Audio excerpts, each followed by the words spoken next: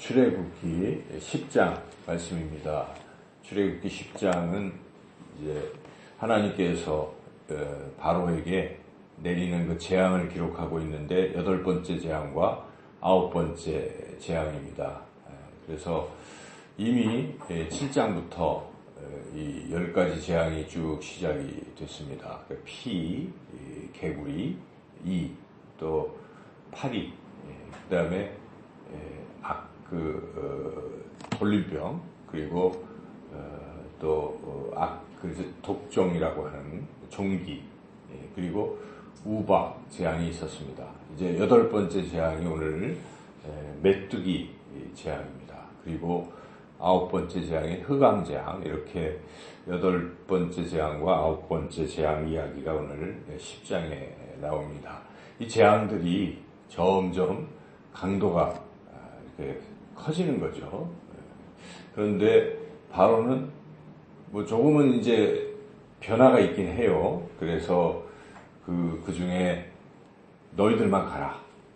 8번째 재앙 내릴 때는 물론 그대로 지키는 사람도 아니지만 그전에는 꿈쩍도 안 하던 바로가 그렇게 해라 하더니 또 그 약속을 안 지키고 그 재앙을 만나고 나니까 9번째 흑암 재앙 때는 그러면 가축은 놔두고 애들 데려가라 뭐 이렇게까지 지금 하고 있는 그런 모습을 보지만 바로 왕은 결국은 이 하나님의 이런 재앙을 만나도 전혀 미동조차 하지 않는 이런 모습을 보이고 있습니다. 이렇게 우리가 이것을 볼 때에 바로 왕은 곧 이제 세상이라고 볼 수가 있어요. 오늘 우리가 살아가는 삶의 이 속에서 이 세상, 사탄, 세상의 권력 이런 것들이죠. 그래서 그런 것들은 하나님 앞에 무릎을 꿇지 않습니다. 어떤 어려움을 겪어도 항상 하나님을 대적하는 그런 세력들이 많이 있습니다. 이런 세상 속에 우리가 살고 있을 때 우리가 어떻게 해야 되는가 하는 것입니다. 우리는 오늘 본문에 지금 드러나지는 않지만 이스라엘 백성을 생각해 봐야 돼요. 우리가 이스라엘 백성의 입장입니다. 이스라엘 백성이 지금 어떤 상태였을까를 상상을 해보신다면 이스라엘 백성은 430년간 노예로 이렇게 지냈던 사람들이라 권력, 바로 왕을 되게 두려워하지 않겠습니까? 더군다나 막 채찍을 가하고 그래서 그런 모습들이 앞에서도 얼핏 비춰지는 것이죠. 이렇게 조금 더 가혹하게 하니까 막 오히려 모세를 원망한다든지 이런 거죠. 이스라엘 백성들이 지금 430년을 지내면서 어떤 큰 힘, 세상의 그 권력과 이런 힘 앞에서 상당히 이렇게 위축돼 있고 저항할 수 없는 이제 이런 상태에 놓여 있는 것이죠. 그래서 하나님께서는 지금 이 백성들이 이 세상에 눌리지 말 것을 원하시는 것입니다. 그래서 내가 더 강하다. 나는 여호와다 하는 것을 좀 보여주시는 것이죠. 그래서 우리가 이 10가지 재앙의 모습을 어떤 각도에서 봐야 되냐면 우리 입장에서도 볼 때에 하나님은 정말 위대하시다.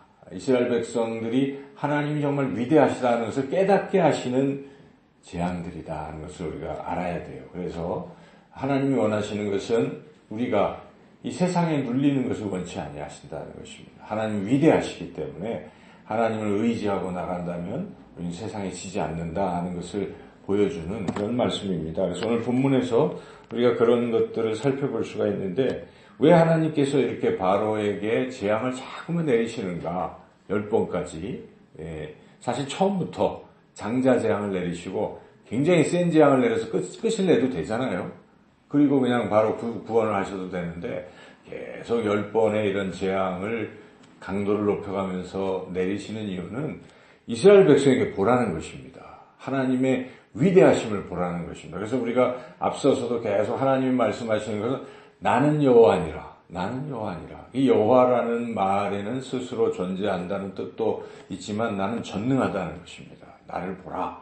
나를 믿으라. 이런 것이죠. 그래서 이스라엘 백성들에게 하나님을 믿게 하시려는 그런 하나님의 계획 속에서 이 재앙이 계속되고 있다는 것을 우리가 알 수가 있는데, 그래서 10장에서도 우리가 그것을 분명히 알 수가 있어요. 10장의 1절, 2절을 다시 한번 같이 읽어보겠습니다.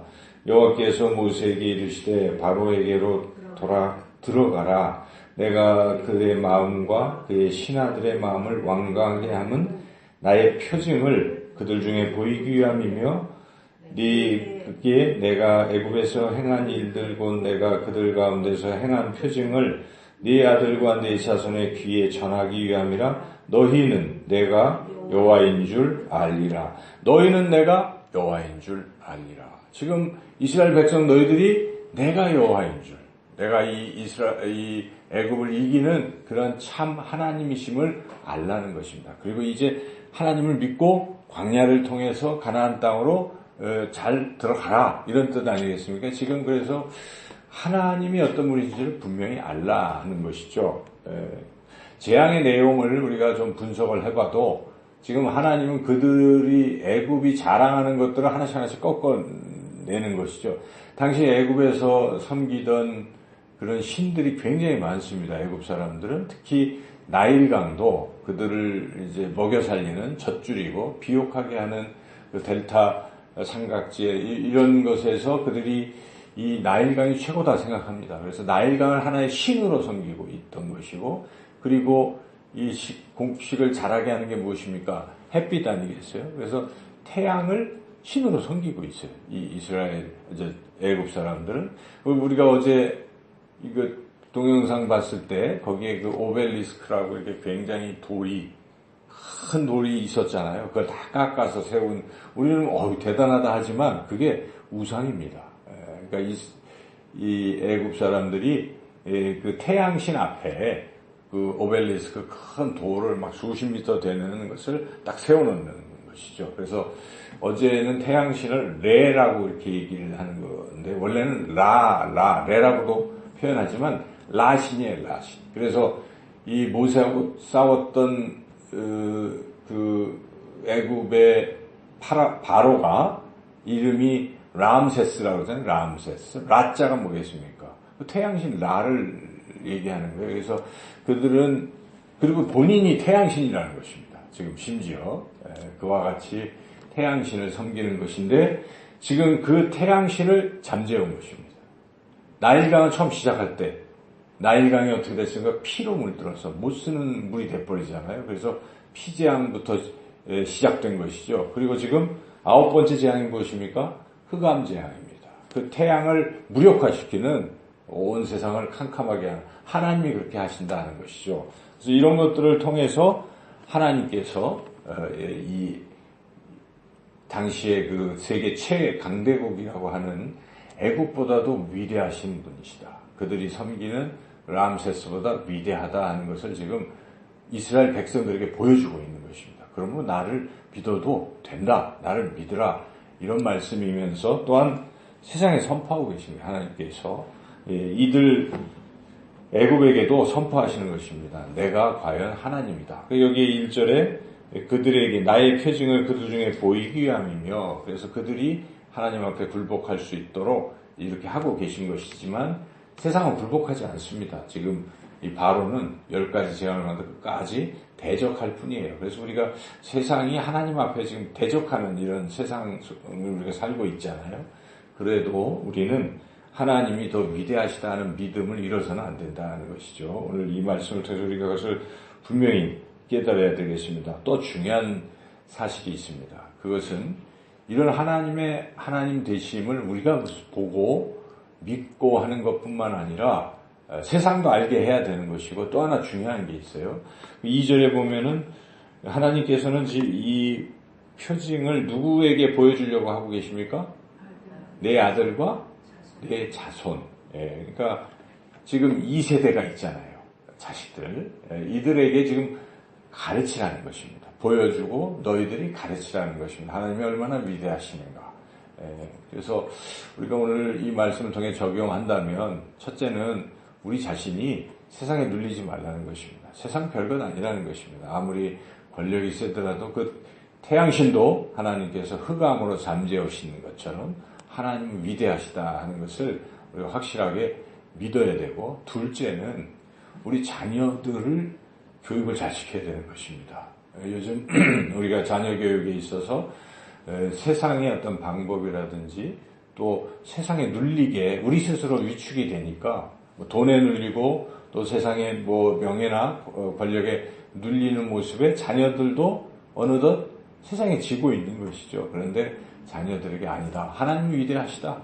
하나님 우리와 함께 하시고 하나님 반드시 하나님을 경외하는 사람들을 선한 길로 인도하실 것이다. 하나님을 더 의지해라 하는 것을 가르쳐줘야 됩니다. 여러분 자녀들에게 무엇을 물려주시려 하십니까? 돈을 물려주면 참 안심이 될 것 같아도 그 돈은 하루아침에 다 사라질 수 있어요. 자녀들이 그것을 그냥 써버리면 그만이잖아요. 그 다음에 돈이 없으면 어떻게 살겠어요?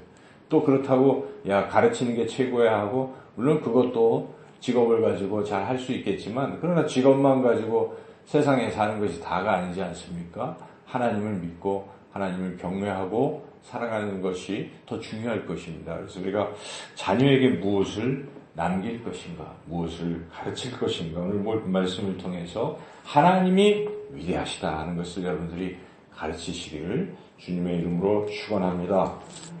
기도하겠습니다.